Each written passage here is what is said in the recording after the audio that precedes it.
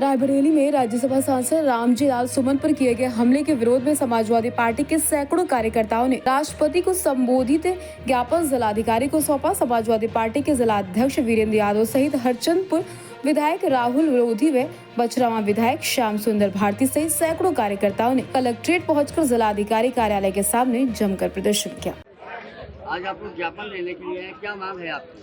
देखिए, हमारी मांग यही है कि जिस तरह से प्रदेश में गुंडा राज स्थापित हो रहा है, अभी हाल ही में आपने देखा कि सड़कों पर एक विशेष सेना तलवार तमंचा लेकर जिस तरह से प्रदर्शन कर रही थी और उसके खिलाफ सरकार ने कोई कार्यवाही नहीं की।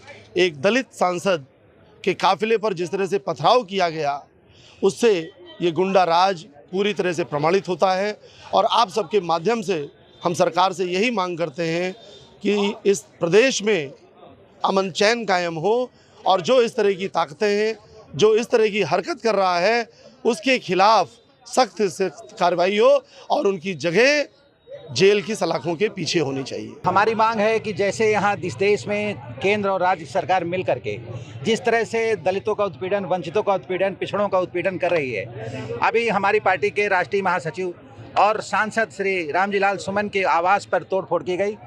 उनके ऊपर प्राणघातक हमला किया गया जब वो भ्रमण पर थे और इन सब बातों को लेकर के उच्च स्तर पर इसकी शिकायत हुई।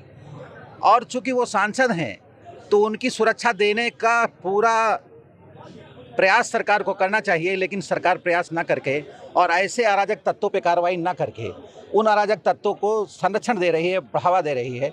इन्हीं सब बातों को लेकर के आज हम राष्ट्रपति महोदया, चूँकि इस देश की संरक्षक हैं, संविधान की संरक्षक हैं, उनसे हमारी मांग है कि उत्तर प्रदेश में कानून का राज स्थापित हो और जिस तरह से लोगों के ऊपर अत्याचार और अनाचार बढ़ रहा है वो रोका जाए। आप रायबरेली की घटना देख लें।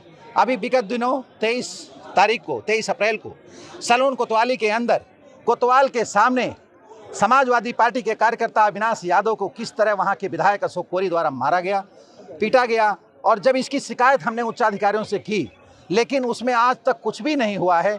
एक FIR तक दर्ज नहीं हुई है और कहीं किसी को कहीं पकड़ धकड़ नहीं हुई, ना कोई FIR दर्ज हुई।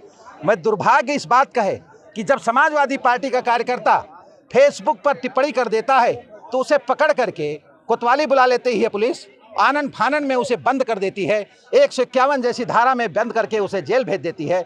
लेकिन वहीं वो विधायक और उस विधायक के 25-30 कुर्गे कोतवाली के अंदर घुस करके उस कार्यकर्ता को बेरहमी से मारते हैं, उस पर कोई कार्रवाई पुलिस नहीं करती है। ये योगी आदित्यनाथ का जीरो टॉलरेंस खोखला साबित होता है और झूठ पर यह सरकार आधारित है। ये चुन चुन करके विपक्षी दल के जितने कार्यकर्ता हैं उनका उत्पीड़न पुलिस के द्वारा करा रही है।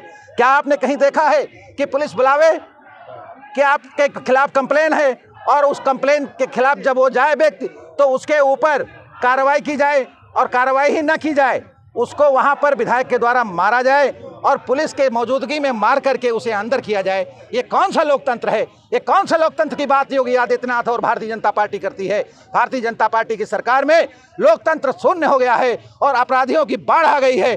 चुने हुए विधायक खुलेआम अपने विपक्षी दल के लोगों को मार पीट रहे हैं। ये कोई कानून है? ये कानून नहीं है, कानून की धज्जियां उड़ाई जा रही है। हमारी मांग है कि इस देश में कानून का राज स्थापित हो, महामहिम राष्ट्रपति महोदय इसमें हस्तक्षेप करें और रामजी लाल सुमन को पर्याप्त सुरक्षा दी जाए। और जितने भी PDS समाज के लोग हैं, जितने भी PDS समाज के नेता हैं, कार्यकर्ता हैं, उनको संरक्षण दिया जाए और उनको सुरक्षा दी जाए। यही हमारी आज राष्ट्रपति महोदया से जिलाधिकारी रायबरेली के माध्यम से मांग है।